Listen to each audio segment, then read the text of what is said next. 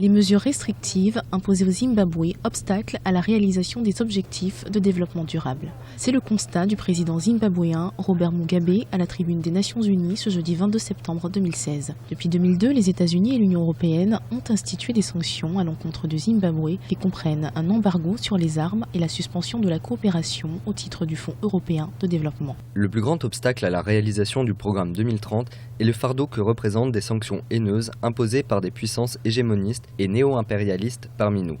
Mon pays, le Zimbabwe, est la victime innocente de sanctions cruelles imposées par les États-Unis et d'autres pays occidentaux.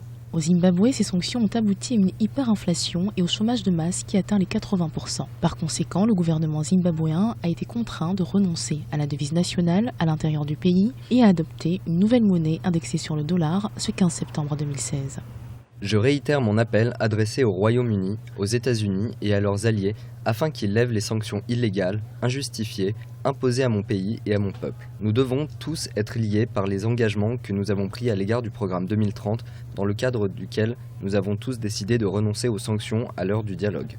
Au-delà des sanctions internationales, le Zimbabwe doit faire face à une vague de protestations sans précédent. Les opposants zimbabwéens accusent le pouvoir d'être à l'origine de la crise économique que traverse le pays.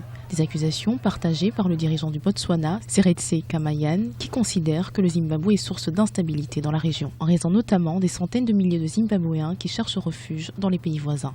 Il a appelé ce jeudi 22 septembre le président Robert Mugabe à quitter le pouvoir.